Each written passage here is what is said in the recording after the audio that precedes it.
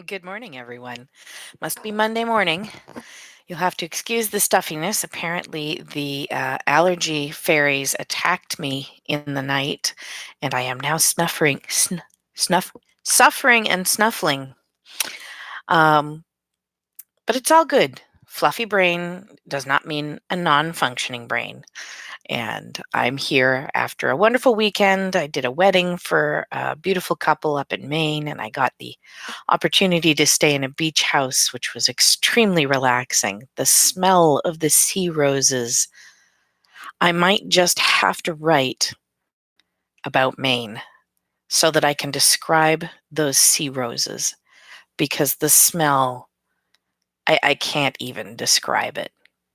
And I also ate a lobster this big, and I loved it. And I ate it in a tourist trap, and I didn't even care. I watched them take our lobster off the boat and bring it in.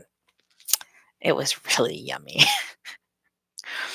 Maybe I should make one of my vampires come from Maine. I don't know. Would that work? They could go midnight lobstering. I don't know. I have to think about it. So I wanted to talk this morning with everybody about time because it was something that came up in a conversation I had with friends. We were talking about how do you make time for writing, um, and and that's a valid question. It really is. It's something that everybody needs to give consideration to. So, of course, your ideal situation is to live with somebody who understands that you're going to be a starving author for the rest of your life and that therefore they should support you while you work several hours a day at writing, editing, and swearing. Sorry, swearing is part of editing. I should mention that. That's a subcategory. Um, that's the situation that I'm in. I have an extremely understanding family, and they support me, not just financially, but also with all of their love and their feedback, and that they put up with getting dinner late on the table because I just have to write one more thing, or I just have to finish editing this chapter. Not everybody has that though. And until I came to New Hampshire to be with my family, I didn't have that either. I used to be a single mom for a very large portion of my life. And so finding time was always challenging. I understand what it's like when you are getting up at ungodly o'clock in the morning, going off, working at a job you absolutely despise for a paycheck that is exponentially too small for what you need to pay off, coming home exhausted, having to do all of the cooking, all of the cleaning, all of the support of your small person, and then trying somehow to get them into bed early enough that you have time to do something for yourself. And then reaching that juncture and going, do I watch a TV show or do I write? And the TV show wins out a lot because sometimes you need to shut the brain off and stop being responsible. And that's when it gets really tough. Um, those people who work for a living and support their habit of writing through that are not in an enviable position, those of you who do it. And let's be honest, that's the bulk of writers. There are not that many J.K. Rowlings, Stephen Kings, R.R. Martins out there. People who wrote fiction novels in the 60s and 70s worked jobs. Most people today who are writing are not sitting at home eating bonbons and chunking out a book once a year. That's not how it works today. And I'll be honest, it was never how it worked. The term starving author came about for a reason. Um, I mean, writers corner the market on buying ramen because it's the cheapest thing out there. And you can pretend it has some kind of protein in it because it has a name of meat on the package. Therefore, it has to have something sort of like protein, right? Right. So for me, and your mileage is going to vary on this, but for me, the most important thing was to have a schedule. And back in the days when I was working full time and then trying to write in those few minutes when I wasn't doing 8 billion other things, I was very schedule bound. Because if I didn't do that, something always fell at the end, and it was always something important. Because frankly, especially when you're a single parent, every single thing you do is important. That's just facts. So I would sit down on Sunday evenings and I would write out, what do I have to get done this week? Okay, well, I got to get the laundry done. I got to get the kid to soccer. I've got to pay the Comcast bill. I've got to. And I would write down all of the things that I had to do for the week.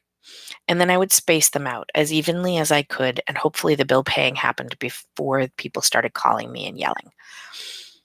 And then I would look at when I was working and I would look at whether I had any fun things planned, because even single parents occasionally do fun things. And then I would sit down and I would carve out writing time every single week.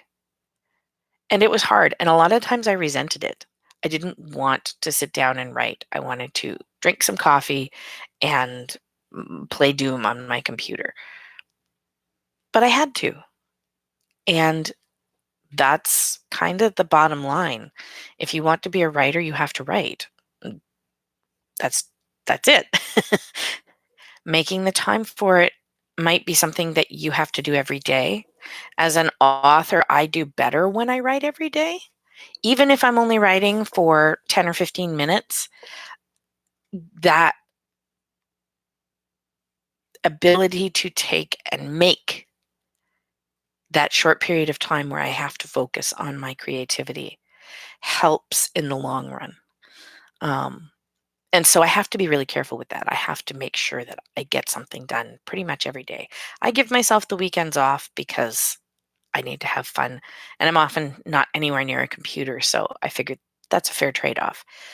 But during the week, every morning, I come in here and there's at least 15 minutes of writing, not editing. That's a different animal, but writing. And that's how it works for me. Now, back when I was working full time, I wrote twice a week. That was it. That's all I had time for. If I had tried to schedule writing every day, I would have failed. And it's really easy to say, well, I didn't get it done today, therefore I'm a failure, therefore I'm not going to do it at all. And so I refused to do that to myself. So I scheduled 2 days a week. And a lot of times one of those days was on a weekend because my kid would go visit her dad. So I had the time and I couldn't get away from it. So I would sit down and I would do. And even if it was only 15 minutes, if I did that 15 minutes, I didn't get on my case. Sometimes, let's be honest, as single parents, we're scribbling things in notebooks in the bathroom because it's frequently the only place that we get some semblance of privacy. Mommy's taking a bath. I know there's no water sounds, and I know that I came in here with a whole bunch of writing influence, but really, I'm taking a bath. Do what you have to do, but carve the time out. More than anything else, what I want to say to you, either the new writer, the old writer, whatever, you deserve that time. And that's what's easy to lose. Well, I have to go to work. Well, I have to do all these other things. Well, I promised the kids I'd take them out. No. Those things are important, don't get me wrong. But you are just as important, and your writing is just as important. Not more important, not less important, just as important. If schedules help for you, sit down and make that schedule. Put it on a family calendar, which is what I have. We have one of the Google calendars, okay? And the whole family shares it. So anytime I have writing planned, it goes up on that calendar. The entire family can see, oh, I'm writing that. Don't bug her. The door is closed. Give her 15 minutes. People will text me and say, hey, are you available for XYZ? But texting doesn't bother me. I can ignore it if I'm in the groove. And so they've learned, I've learned, and we've all gotten better at it. So, yeah, take the time.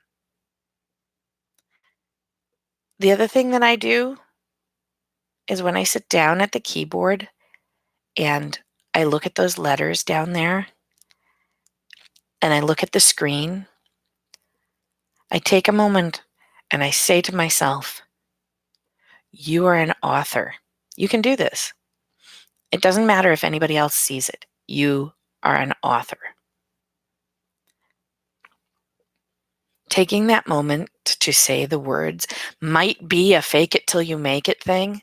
It might be a recognition of work you've already done but aren't feeling. It might be the positive affirmation that you need for the day, but saying those words often enough makes it true. If you put the work in, if you sit down on a regular basis and you put words on paper or on screen and you continue to do that, you are an author. And the more you say it, the more real it is. And maybe one day I will believe it about myself. So if that tells you anything, and I hear that from other writers too. Well, yeah, I know I have 14 books out, but I don't really feel like a real author because I'm not Heinlein or I'm not. No, but you're you. I spent the weekend doing fun things at a wedding and enjoying myself, but I also mentioned my book a couple of times and people bought it and people came back and went, "Ooh, this looks really good." That's such a good feeling. Oh, somebody's buying my book. Somebody is reading my book. Somebody's commented on the characters, commented on the ending, and when's the next book coming out? These are boosters. So, as you go about your day and as you're planning your writing time, if people tell you, oh, I just absolutely adored the way you did this character or this scene, make note of it. Write it in a journal, write it in the margin of your what you're working on, whatever. Because I guarantee you, sometime soon you'll have a black moment and you'll think, I'm lying to everybody. I can't really do this. I'm horrible at this. I'm terrible. Go back and read the marginalia. Go back and read what those people had to say. It helps. It really does. There are people out there who believe in what you're doing. I'm one of them. I believe in you. Sort of like a Mr. Rogers thing. You be the best you can be. I don't have a sweater, nor do I have sneakers on. I do wear Crocs, though. Sorry. But I believe in you. If you want to be an author, if you want to be a poet, if you want to be the best damn researcher out there, you can do it. We live in a world right now here in North America, we have the most freedoms anyone on the planet has ever had, ever, in the history of everything. Go out and be awesome because you can. It takes work, it takes sweat, it takes sacrificing other things sometimes. But if this is something you want, go make it happen. You can. I did it. I never thought I could, but somebody told me, you can do this if you want to, so go do. And I did. And all of a sudden I had books and book signings and people saying, can you sign my book? So I guess that means I'm a real author now. I want you guys to go out and have the most awesome week you can. It's going to be a good week. There's not going to be a ton of rain. The weather is warmer. It's beautiful out there. I got to go mow the lawn today after I do my writing, okay? I promise. I'm going to sit down and I'm going to do my writing today before I go do the other stuff. You guys have a fantastic week. I'm really looking forward to seeing what you are all working on. Remember to join the channel and you'll get a notification every week when I do my video. And make some comments. I would love to talk with you. Come talk to me. I'm a struggling author. It's good to hear from you.